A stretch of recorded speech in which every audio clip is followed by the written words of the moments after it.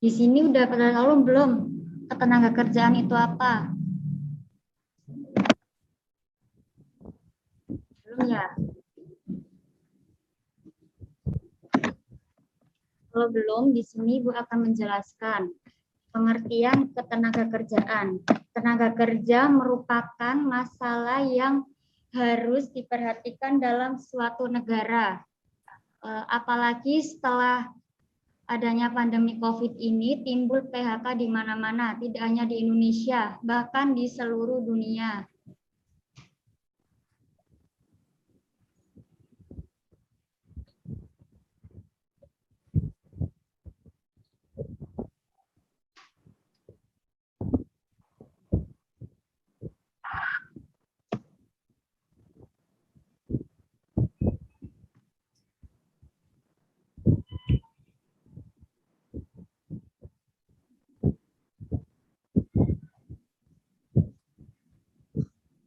Di sini juga ada konsep ketenaga kerjaan. Konsep ketenaga kerjaan di sini ada 4. Yang pertama tenaga kerja. Tenaga kerja adalah penduduk yang aktif secara ekonomi. Yang kedua angkatan kerja. Angkatan kerja di sini adalah penduduk baik perempuan maupun laki-laki dalam usia produktif, yaitu bisa disingkat usia kerja yang berumur antara 15 sampai 64 tahun yang sedang bekerja atau mencari pekerjaan, yang artinya menganggur. Yang ketiga, kesempatan kerja meliputi kesempatan untuk bekerja sesuai dengan pendidikan atau keterampilan, dan kesempatan untuk mengembangkan diri. Yang terakhir, pengangguran. Pengangguran di sini adalah orang yang tidak dapat bekerja yang menghasilkan uang meskipun ia mampu dan dapat bekerja. Di sini juga ada permasalahan ketenaga kerjaan di Indonesia. Sektor ketenaga kerjaan di Indonesia memiliki beberapa masalah.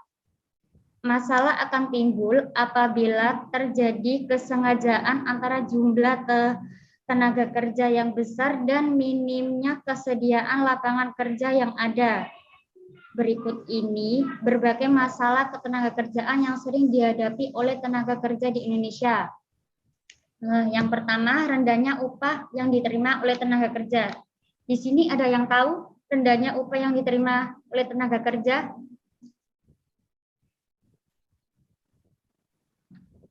Halo, mohon direspon. Gimana, Bu? Rendahnya upah yang diterima oleh tenaga kerja itu udah pernah tahu belum? Apa? Kalau belum, Ibu jelaskan dulu. Belum, Bu. Belum, Bu. Belum ya. Jadi di sini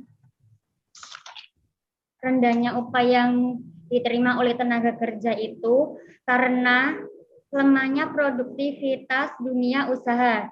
Jadi tenaga kerja di Indonesia itu tergantung produktivitas dunia usaha. Kalau produktivitasnya itu rendah, maka upah yang akan diterima itu akan rendah. Nah, sebaliknya kalau produktivitasnya itu tinggi, maka upah yang akan diterima oleh karyawan itu akan jauh lebih besar.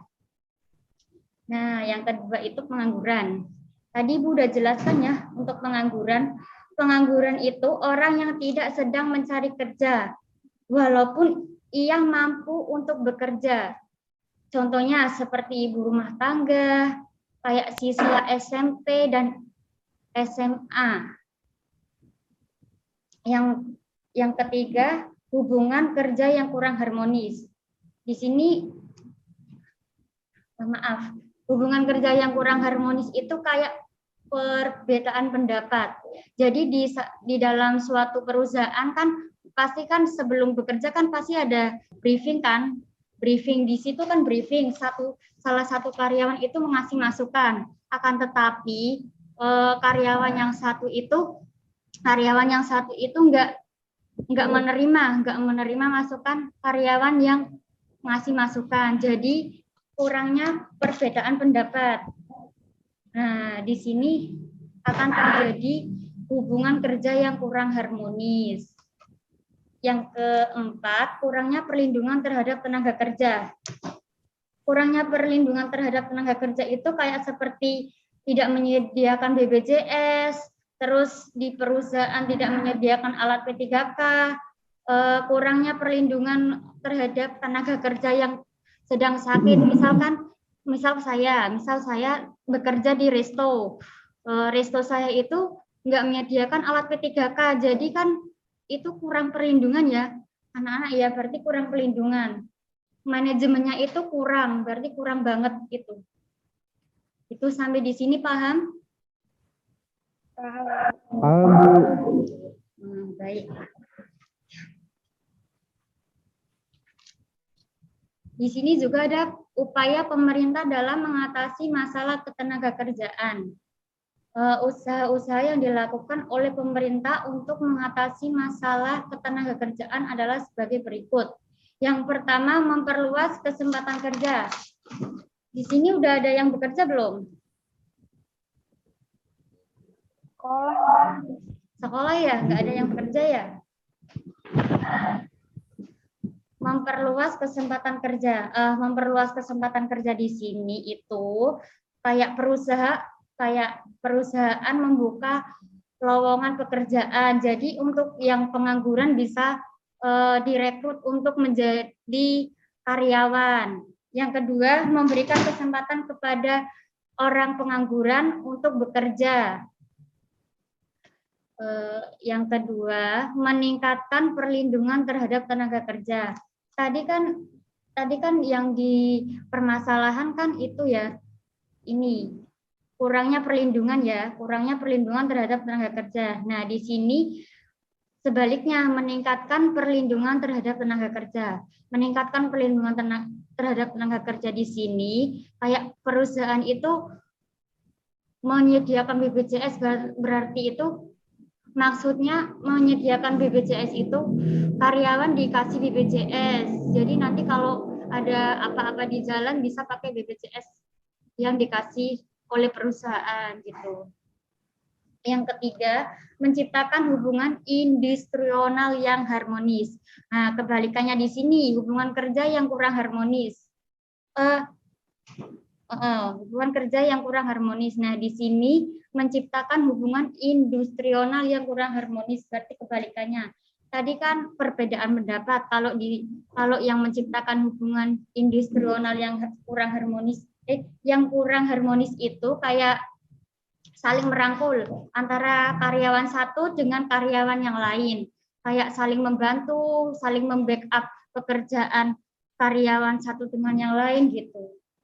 Jadi nanti akan menciptakan hubungan karyawan yang harmonis. Yang terakhir, menetapkan waktu kerja. Menetapkan waktu kerja di sini kan baru masuk nih siapa?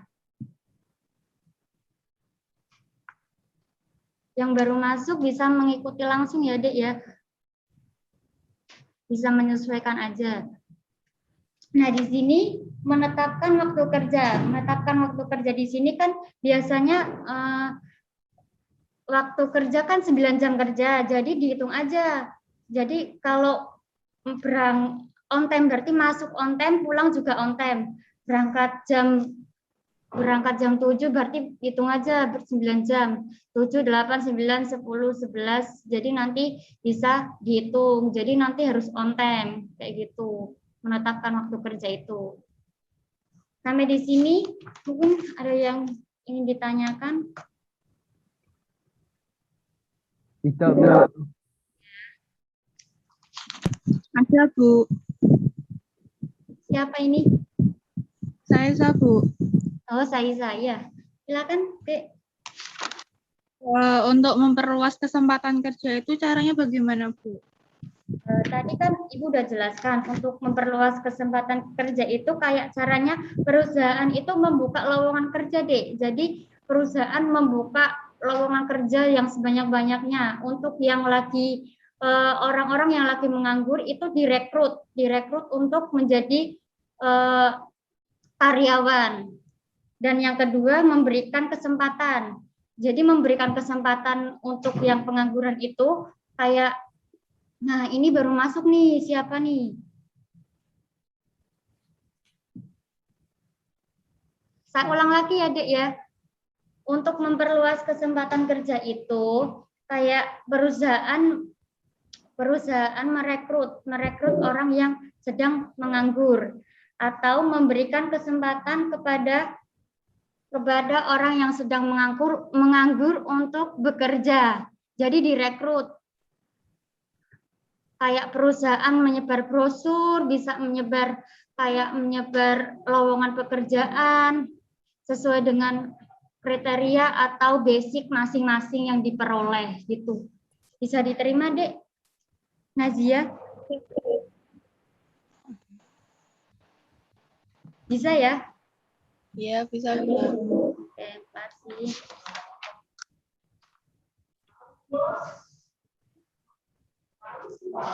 Tunggu sebentar.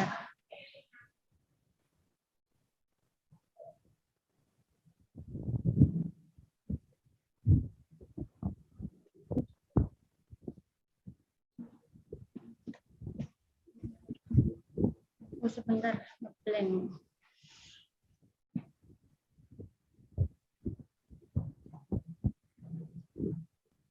Bentar. Aduh. Nah, di sini juga ada peningkatan kualitas tenaga kerja.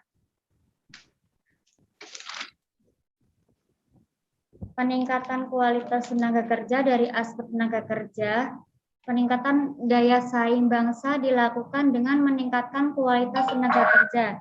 Yang pertama, memperbaiki kualitas pendidikan. Memperbaiki kualitas pendidikan di sini berfungsi menimbulkan peserta didik sehingga memiliki bekal dasar untuk bekerja. Bekal dasar untuk bekerja itu kayak pengetahuan dan keterampilan untuk bekerja. Jadi itu anak yang akan bekerja itu memiliki keterampilan yang ada. Yang kedua, meningkatkan kesejahteraan masyarakat.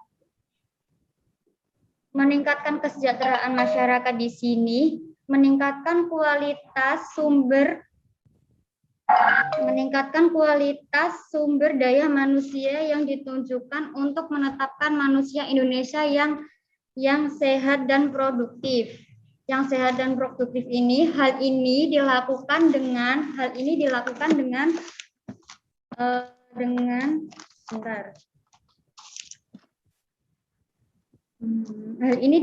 dengan cara meningkatkan layanan kesehatan.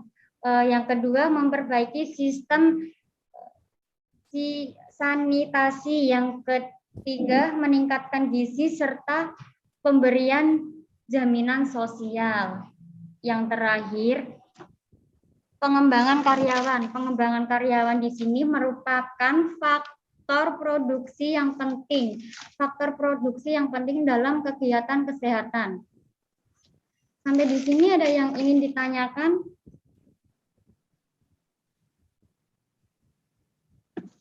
Mohon respon, Dek.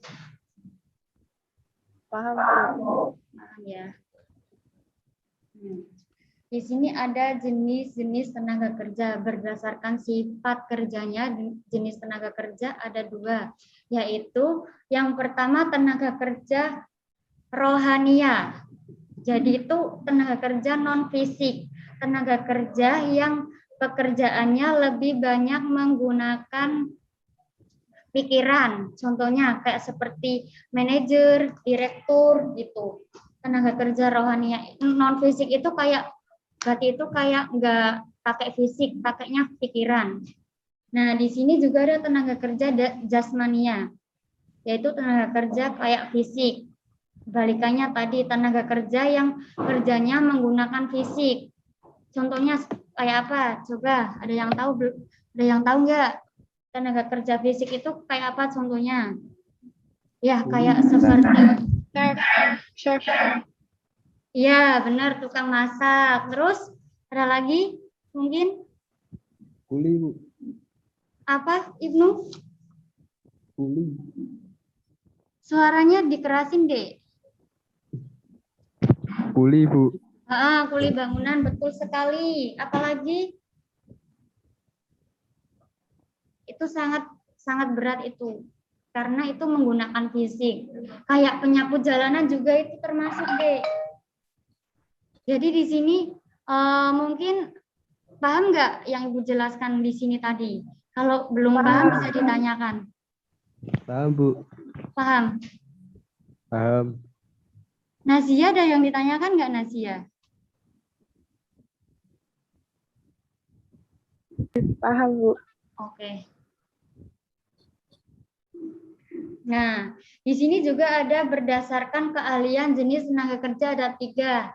Yang pertama tenaga kerja terdidik.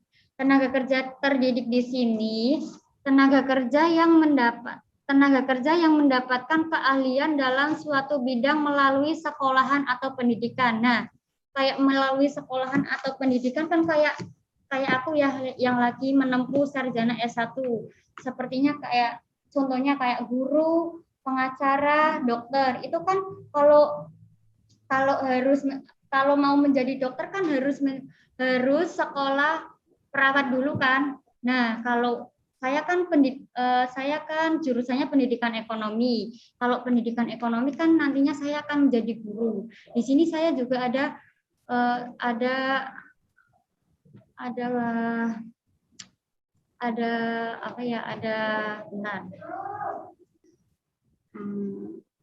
kayak ada sekolah dulu, sekolah sarjana pendidikan dulu, jadi kan nanti jadi guru.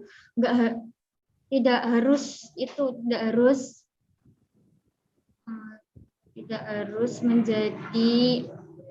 akan menjadi di sini juga pengacara kan biasanya kan itu ya sekolah dulu ya, sekolah pengacara. Yang kedua tenaga kerja terlatih yang memiliki keahlian dalam bidang tertentu atau mengalami pengalaman kerja. Nah, di sini yang udah mengalami pengalaman kerja pasti tahu. Seperti apa pengalaman kerja? Jadi itu kerja harus benar-benar belajar dulu. Belajar dari awal. Seperti sopir kan itu kan biasanya kan berlatih dulu ya. Kayak itu harus berlatih nyetir. Yang kedua masak kan juga kan itu harus berlatih, harus latihan dulu, nggak harus nggak langsung masak ini gitu kan. Yang ketiga melukis kan biasanya juga harus berlatih, harus les melukis gitu kan, harus les melukis, les apa gitu, les privat gitu. Jadi di sini itu ada latihannya masing-masing. Yang ketiga tenaga kerja yang tidak terdidik atau tidak terlatih. Tenaga kerja yang hanya mengandalkan tenaga kerja saja. Contohnya apa? Ada yang tahu nggak? Tenaga kerja yang tidak terdidik atau tidak terlatih. Ada yang tahu nggak?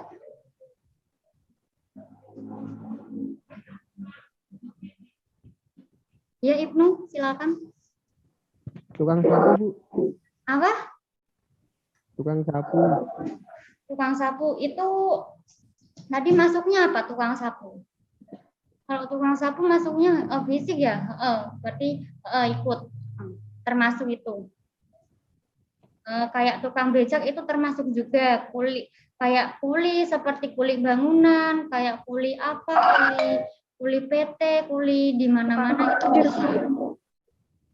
Buruh, tenaga kerja yang tidak terdidik itu buruh. Kayak buruh PT, terus buruh angkutan. Gitu. Sampai di sini paham nggak, Dek? Yang Ibu jelaskan. Paham, Bu. Ya. Kalau paham semua, Ibu akan bertanya kepada itu siapa? Teman-teman. Dek Nazia ada nggak? Ada, Bu, saya. Ya. Makasih Dek responnya. Di sini kan tadi Ibu udah menjelaskan ya, kayak rendahnya upah yang diterima oleh tenaga kerja. Tadi udah jelaskan ya. Coba Dek, diulang lagi rendahnya upah yang diterima oleh tenaga kerja itu yang seperti apa? Jadi tenaga kerja di Indonesia itu tergantung sama dunia usahanya. Kalau kalau produktivitas dunia usahanya rendah, Mm-mm. maka upahnya juga rendah gitu. Begitu juga Mm-mm. sebaliknya. Kalau produktivitas usahanya meningkat, maka upah yang akan diterima karyawan juga bertambah. Nah, bagus sekali jawabannya. Berarti Nazia ini mendengarkan penjelasan saya tadi ya. Yang lain bisa dicontoh ya, seperti Dek Nazia ya.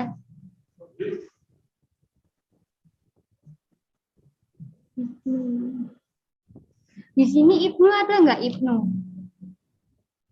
Ada, Bu. Ada. Ibnu. Ibu akan bertanya kepada Ibnu. Iya, Di Bu. sini kan tadi Ibu udah menjelaskan ya tenaga kerja non fisik. Apa tuh? Ya. Tadi kan Ibu udah jelaskan tenaga kerja non fisik tuh apa? Diberikan contoh sekalian yang tadi Ibu jelaskan. Diulang kembali coba. Tenaga kerja non fisik adalah tenaga kerja yang dalam pekerjaannya lebih banyak menggunakan pikiran. Contohnya seperti manajer dan direktur, Bu.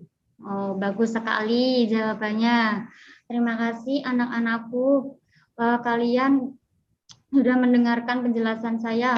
Jadi tenaga kerja non fisik itu tenaga kerja yang tidak menggunakan fisik, melainkan itu menggunakan pikiran. Seperti manajer kan biasanya kan itu ya kayak kerjanya kan cuma di ruangan aja menghadap laptop, tapi dia itu aslinya itu pusing sekali, pusing, pikirannya pusing. Soalnya itu pakai pikiran gitu.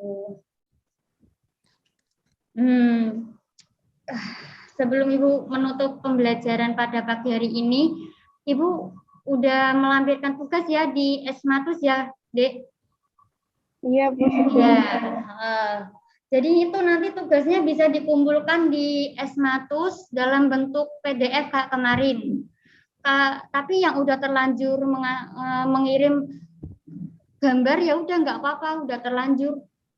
Saya lupa soalnya ngasih keterangan. Sampai di sini ada yang ditanyakan belum? Ditanyakan nggak, Dek?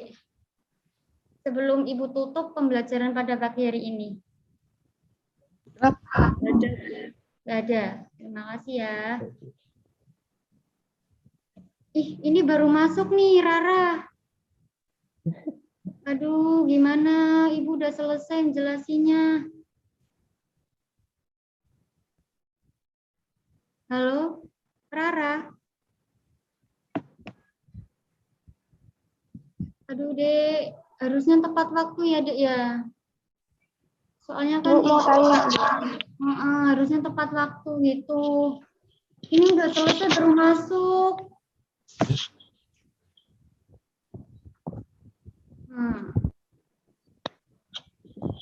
Bu, mau tanya, Bu. Ya, silakan. Boleh nggak? Boleh. Siapa?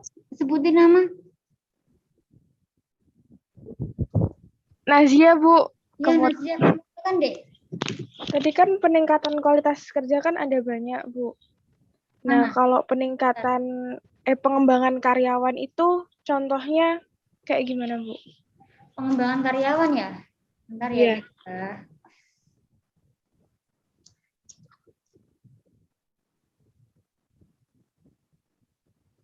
Nah.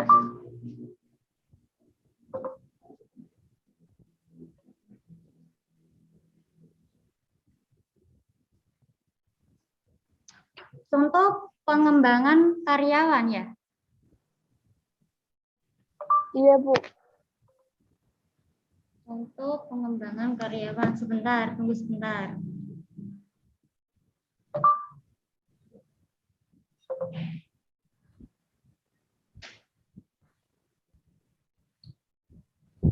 Sebentar ya.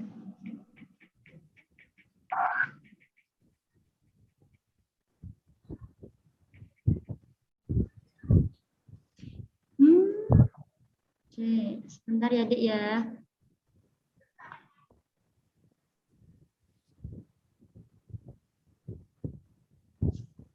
Mungkin di sini ada yang bisa membantu Ibu, pengembangan karyawan itu apa?